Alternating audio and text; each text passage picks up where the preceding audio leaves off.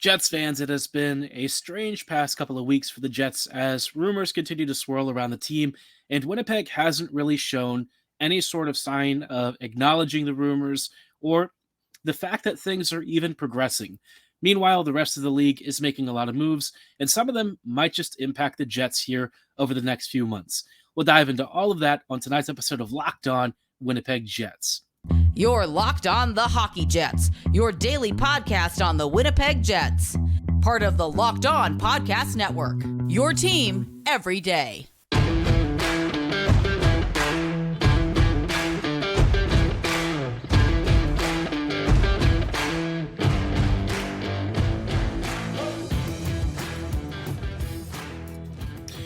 Hey friends, howdy doody. Welcome to this episode of Locked On Winnipeg Jets, part of the Locked On Podcast Network, your team every day. I am your host, Harrison Lee, an avid Winnipeg Jets fan and an online blogger. You can follow me on Twitter at HLLivingLoco and at LO_Winnipeg Jets. As always, thanks for making Locked On Jets your first listen of the day every day. If you like what you're hearing, be sure to like, follow, and subscribe on all of your favorite podcasting platforms and YouTube. Doing so is completely free of charge and ensures you never miss another episode. But most of all, we just really love and appreciate your support. On tonight's episode, obviously, there is a lot to talk about. I think, when we're looking at what exactly is happening around the NHL and how the Winnipeg Jets kind of fit in this landscape, the Jets are one of those teams where they've traditionally been not an overly proactive team. I mean, Winnipeg definitely makes moves, but I would say more often than not, what is the word that comes to mind when you want to describe them? I've kind of come up with reactionary, but I'd be curious to know what you think. Give me your, your one-word description of how the Jets behave when it comes to the league in the comments below. I'd be curious to know if people feel reactionary is the right fit or if they have kind of other thoughts, right? Because when it comes to the Jets and sort of, assessing and evaluating the landscape of trades and stuff, we know that the Jets, in the past, they haven't always reacted quickly. And I think that for me, has been kind of an issue. Now, this offseason, I think, presents one of the most interesting scenarios that we've seen with the Jets, right? Winnipeg, for once, is in a very different spot than it was several years ago. The Jets suddenly find themselves facing a lot of expiring contracts, which is not something the Jets are traditionally used to, especially when those contracts are, top-line franchise players. Mark Scheifele, Connor Hellebuyck, Blake Wheeler, went back when he was still in his prime. Obviously, this version of him that is slowly running down his contract is not the same one that we had when he signed his deal. Heck, that wasn't even the same version of Wheeler that we had in 2015, 2016. But all the same, they still view him as one of their primary offensive catalysts. So, for me, it's now interesting because a lot of teams around the league are starting to make adjustments, right? The Pittsburgh Penguins are going through a GM search. Barry Trotz has taken on the mantle of Nashville Predators GM. I think the Flames might be making some moves here pretty soon. And of course, the biggest name on the, GM free agent market is Eric Tulsky. Eric essentially ran a lot of the data analysis and assisted with back-end decision-making for the Carolina Hurricanes. Now, he is available to be hired, and I would imagine that there are no end to the suitors who would be interested in Tulsky. You might be asking why I'm bringing any of this up. How does this exactly impact the Winnipeg Jets? I think that is a fair question, but I think when you're talking about all of these GMs being moved around, suddenly you now have interesting suitors for the Jets to maybe talk about a Hellebuyck trade. Obviously, Nashville is not one of those teams. They would be looking more for offensive output than anything.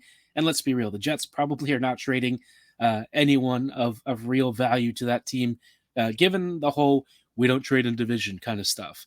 Now, is that really valid when it comes to the NHL? I don't know. I personally feel like that angle is a little overrated, but I suppose all the same, the Jets would probably prefer not to feel like they are aiding and abetting a division rival. Now, all that said, a team like the Pittsburgh Penguins would potentially be interesting if, say, Kyle Dubas gets hired there. Dubas hasn't really tipped his hand as to where he is making his next destination, but say it would be the Pens, right? Would Connor Hellebuyck go there? Honestly, don't know. Dubas, of course, likes his Sioux Greyhounds, and maybe he'd go for Matt Murray again.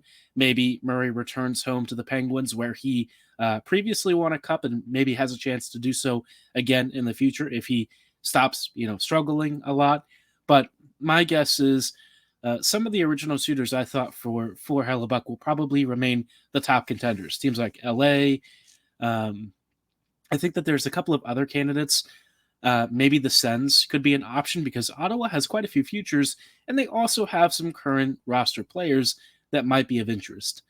Now, Pierre-Luc Dubois, I think, is a particularly interesting one because he's always been linked to Montreal.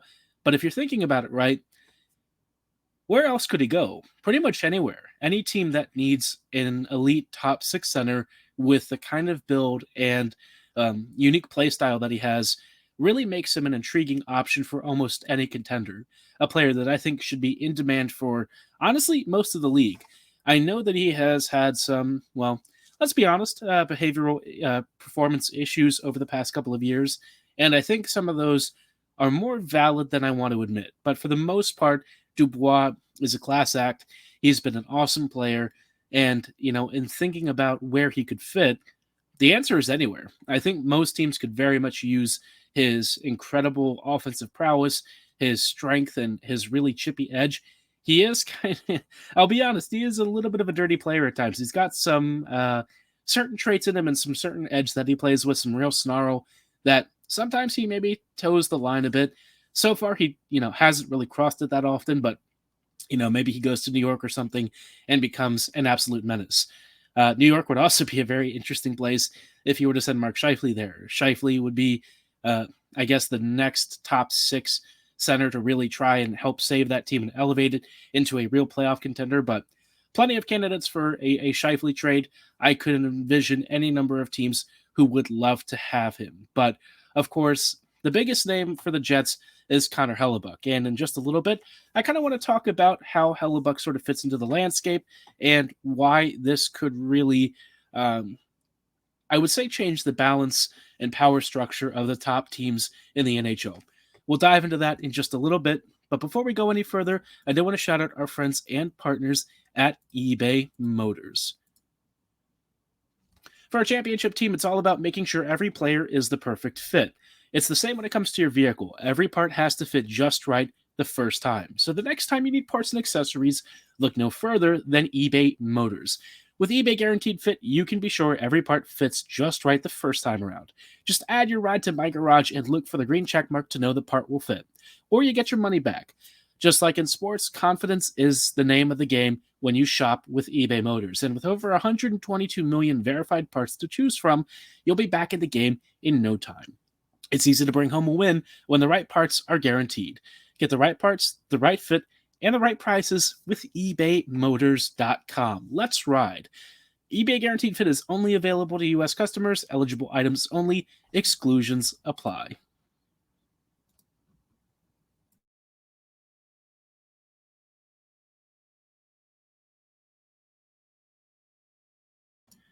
Hello, friends, and welcome back to this episode of Locked On Winnipeg Jets, part of the Locked On Podcast Network, your team every day.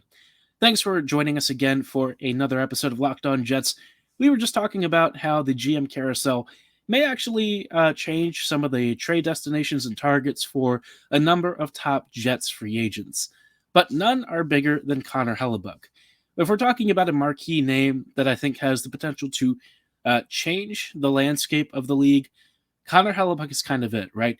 There aren't many players where you can kind of say, Thanos style, you're adding a jewel to your infinity gauntlet of top-end players who can push you from being really powerful and really good to like next level lights out cup contender. But Hellebuyck, he is that crown jewel piece. Let's be real.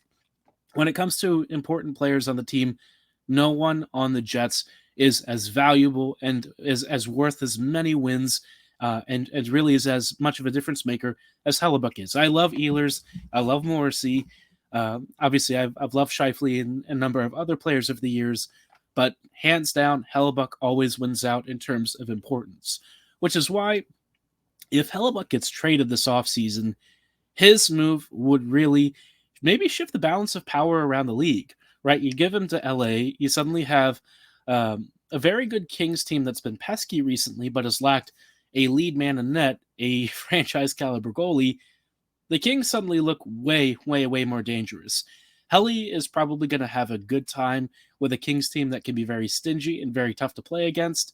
If you were to go to the Flames somehow, which I don't even know how that would even happen, but um, I suppose you could say, the Flames would be impossible to score against because they were always stingy. That is not happening. Let's, thank the maker for that one. But if you look at teams like, say, the Sens, right? Ottawa has traditionally been the laughing stock of the NHL. Last year, they made a really big push to try and improve. Didn't quite work out, right? The Sens fell a little bit short. And, well, Pierre Dorian is getting in some hot water with some comments he made recently about Tim Stützle. Look that one up if you want a really fun time. But let's also look at the Buffalo Sabres, right? The Sabres, I think, are one of those very underrated destinations that could potentially be a really good landing spot for Helly. They traded away Eichel. They might have some real cap space, and they need a goalie. Most importantly, though, they've also got some pretty solid goaltending prospects who could come back to the Jets and eventually help Winnipeg start their round of the next core. But all that said, I think my biggest concern about the Hellebuyck trade is that the Jets are going to overplay their hand and wait too long. Winnipeg is no longer in a position of having leverage. For the first time in what feels like forever, it's kind of down to the players to decide how this team looks going forward. Winnipeg has basically run it back so many times to the point where, with all these expiring deals and stuff, it's the players who hold the most power and decision-making influence. And if they don't want to leave or start over, it's going to be really tough, right? All the players are saying they don't want to have a rebuild. Now, the Jets are probably going to make the executive call on this anyways. Let's be real. Winnipeg would prefer not to rebuild and retool and start over. If anything, I think the Jets would probably agree with the players that they want to be playoff competitive next year, but they're just not going to be. This team is going to be decent. They'll make the postseason, but in terms of actually making it far and advancing past the first couple of rounds, unless they have a massive offseason where they start adding players, which I can't imagine that's the case, then this team is going to be much the same as it was this year. Capable, decent, fun to watch even at times, but ultimately, not quite on the level of some of the teams that are making the Cup Finals right now.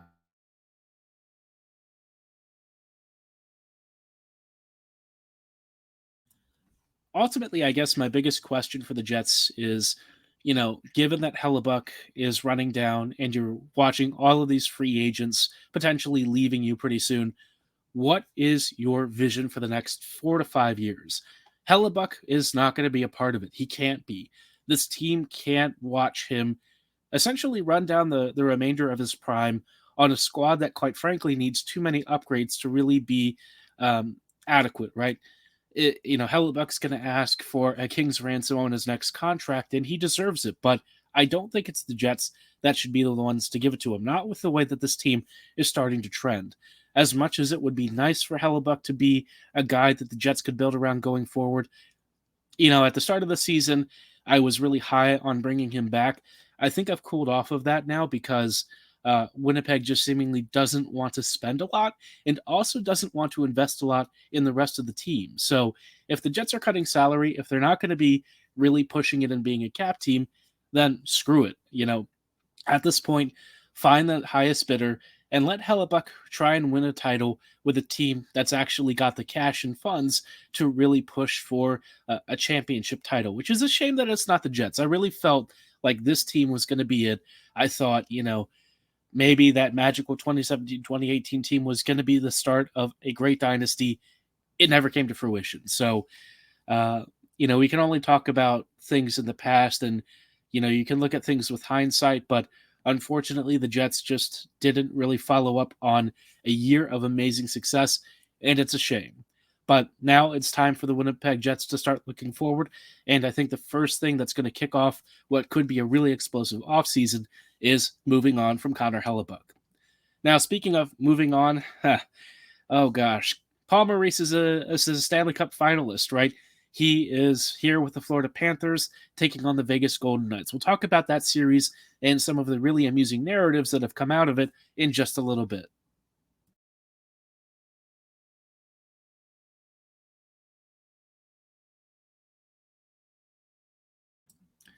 Hello, friends, and welcome back to these closing thoughts on tonight's episode of Locked On Winnipeg Jets, part of the Locked On Podcast Network. Your team every day. Thanks for joining us on tonight's episode of Locked On Jets. We are just wrapping up really quickly with some thoughts ahead of the Stanley Cup Finals, which, if you can believe it, it's the Florida Panthers and the Vegas Golden Knights. If you've ever seen the, Paul Rudd, where he's doing that Hot Wings interview, and he's like, whoever thought we would have been here, and he's like, not me. That's kind of the Florida Panthers and the Vegas Golden Knights. Now, Vegas, I'd say, they've got a really established track record of success. I think this is a team that expects to be a playoff contender and maybe even to a degree expects to be a cup finalist or at least a cup contender. But the Florida Panthers last year, amazing team, fell short of expectations in the postseason and lost on close margins. This year's Panthers team under Maurice could not get a save, could not seemingly find the back of the net enough to cover Bob's mistakes in the regular seasons, and looked pretty down and out. There was a time when the Florida Panthers, quite frankly, looked like a team that was not making the playoffs at all. But here they are, several months later, having gone on a ridiculous playoff run, and they now stand just 7 wins, up to 7 wins, 4 wins away from the Stanley Cup final title, which I think for a lot of people is very surprising, right? I think this series will probably go 7 games. That's why I said 7 wins. I've got 7 games on the brain. This, for me, I think is going to be a very difficult series for Florida. Paul Maurice has actually shown kind of more of what we saw from him in 2017, 2018, but I think the biggest difference has been Bobrovsky in net. Whether the Panthers have been outplayed or outplayed their opponents, Bobrovsky has kind of been the one thing that I would say is really consistent. And then you've got really good skill in Barkov, Reinhart, and a number of other phenomenal players. Matthew Tkachuk has really gotten a nod for like the Conn Smythe. Now, if you ask me between Bobrovsky and Tkachuk, who deserves the Conn Smythe more, it's got to be Bobrovsky. I know that's not really fair to do that with a goalie versus a winger who's kind of doing it all. But I think Bobrovsky has just been doing so much in net and covering so many of Florida's mistakes that you can almost, you can't really overlook him. You can't really dismiss that level of impact. It's kind of like what Hellebuyck does for the Jets. But Bobrovsky, I think, has been really surprising. And somehow he has carried Paul Maurice to a Cup Finals, which is really funny because we all thought that was going to be Paul Maurice with Hellebuyck at some point after 2017, 2018, and it never really happened. It's a shame because it feels like the Jets were on the cusp of something special, and it just fell a little bit short.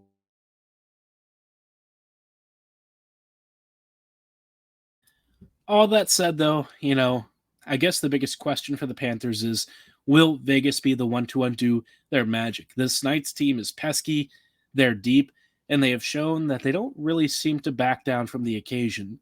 Under, Bruce Cassidy, Vegas, I don't know that they've really improved necessarily in terms of like how well they play. I mean, they're just still a strong team.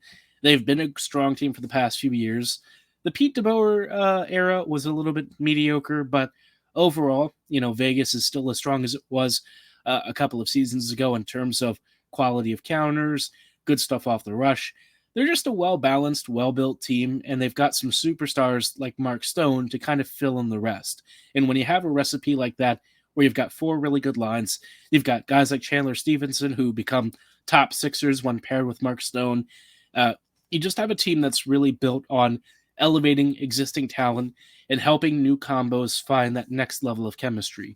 That seemingly has been their template for years now, and it is working to a T. So if any team can stop the Panthers, it's probably Vegas.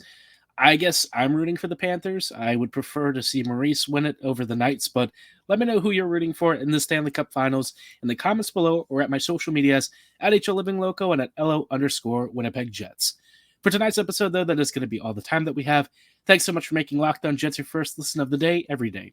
Everydayers, we will see you back here tomorrow. Be sure to listen to Locked On NHL on YouTube and check out their podcast. They've got all the latest updates around the Stanley Cup Finals, as well as major news breaking around the league as teams continue to really kick off their off seasons while the Cup Finals are ongoing. But like I said, that is all the time that we have. Thanks so much for making Locked On Jets your first listen. We will see you back here tomorrow.